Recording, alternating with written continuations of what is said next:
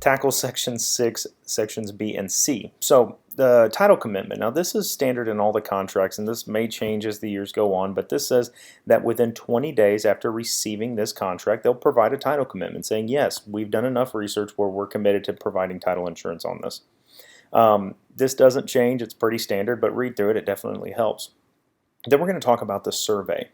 The survey basically outlines the parameters of the property. How much land are you buying and where are those lines exactly?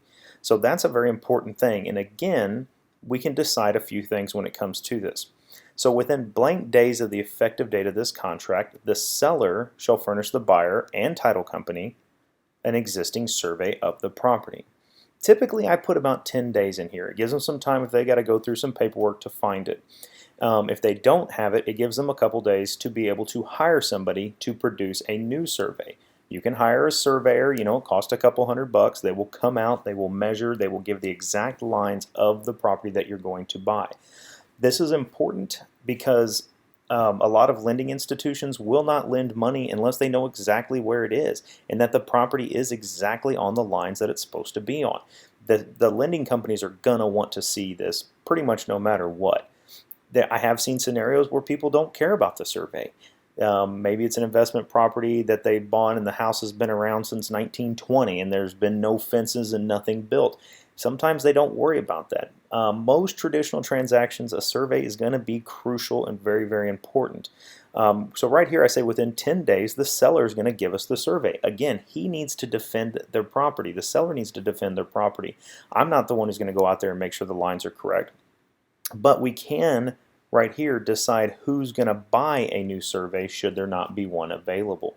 So we can change this at the seller's expense or at the buyer's expense depending on what we want. And again, the buyer shall obtain a new survey at the seller's expense.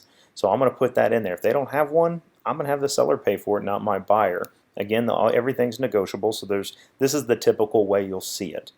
And also, just to point out real quick, if they have a survey, you can do something called a T47 Affidavit, which comes from the state of Texas, where they can provide an affidavit swearing like, hey, here's an old survey, but we swear, and it has to be notarized the whole bit, we have not done anything that would create any encroachments on this survey, meaning we have not added onto the house that might go over the lines, we have not made a fence, whatever it might be. But that's how you would use an old survey, is you have to have a T47. Now there's some parameters with that I don't want to really, I'm not sure I have 100%, but the survey can only be so many years old. There can only be some certain kinds of buildings or attachments brought into it. So make sure you read over the T47 affidavit, and there will be another video about that as well.